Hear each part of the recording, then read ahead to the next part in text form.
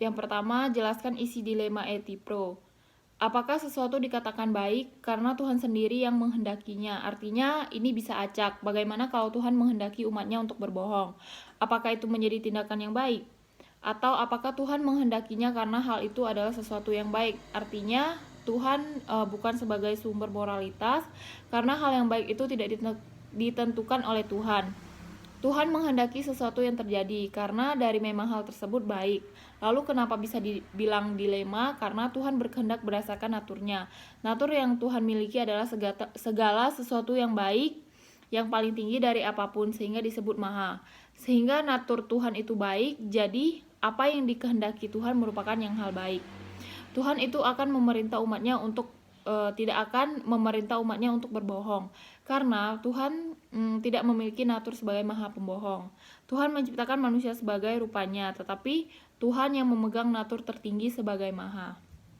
Lalu yang nomor 2 adalah kelemahan dari relativisme. Yang pertama, apa yang baik dan buruk secara moral berbeda dari satu budaya ke budaya lainnya.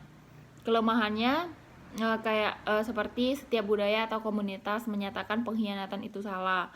Lalu yang kedua, setiap budaya menyatakan melawan penakut itu suatu perilaku yang tidak terpuji. Lalu yang ketiga, setiap budaya menyatakan pujian kepada mereka yang loyal kepada pemimpin sampai menumpahkan darahnya. Lalu yang ketiga itu ada penerapan hedonik dalam mengambil keputusan moral. Suatu teori dari segi etika normatif yang menyatakan bahwa suatu tindakan yang patut adalah yang memaksimalkan penggunaan. Biasanya didefinisikan sebagai memaksimalkan kebahagiaan dan mengurangi penderitaan. Konsep memaksimalkan kebahagiaan atau kesenangan bagi sebagian besar orang, dalam pandangan ini mengorbankan kebahagiaan minoritas untuk memperbaiki bahwa mayoritas dapat diterima. Hal ini dapat disimpulkan dengan kebaikan terbesar untuk jumlah terbesar. Dalam hal untuk mengambil keputusan moral, kita juga harus mempertimbangkan terlebih dahulu dari pilihan mana yang paling tinggi dalam memaksimalkan kebahagiaan dan kebaikan terbesar untuk jumlah yang terbesar, dan kita juga melihat kebahagiaan yang terbanyak. Contoh kasus yang telah dijelaskan seperti 3 orang berada dalam kapal dan mereka terdampar di tengah lautan dan mereka kehabisan makanan atau pangan. Ada orang dalam kapal tersebut sedang sakit dan mereka pun memakan orang yang sedang sakit itu untuk 2 orang tersebut bertahan hidup.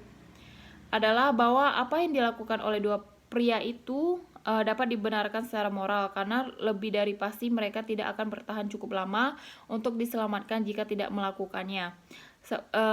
Seperti 2 nyawa manusia terhindar dari harga satu, kedua pria tersebut diberi salah satu kesenangan terbesar untuk hidup dengan mengorbankan seseorang yang mengalami salah satu ketidaksenangan terbesar yaitu kematian. Dengan demikian, sebagai hasil keputusan mereka, kebahagiaan dimaksimalkan. Kebanyakan orang akan setuju bahwa apa yang dilakukan 2 orang tersebut itu benar, dan pada akhir acara dunia melihat 2 orang bahagia dan 1 tidak bahagia daripada 3 orang mati. Selain itu, kedua pria tersebut kembali bekerja dan berkontribusi kembali ke masyarakat yang juga memberi manfaat bagi dunia secara keseluruhan. Lalu yang keempat itu adalah jelaskan pengertian imperatif kategoris dan berikan contohnya. Yaitu pengertiannya adalah perintah yang mengatakan apa yang harus dilakukan dari sudut pandang alasan murni semata. Sesuatu dikatakan kategoris karena apa yang diperintahkan dari perspektif alasan murni tidak bergantung pada keadaan yang masuk akal dan selalu membawa nilai utama. Contohnya adalah yaitu suatu organisasi setiap bulannya membagikan sembako dan kebutuhan sehari-hari kepada masyarakat kurang mampu untuk saling menolong sesama umat manusia.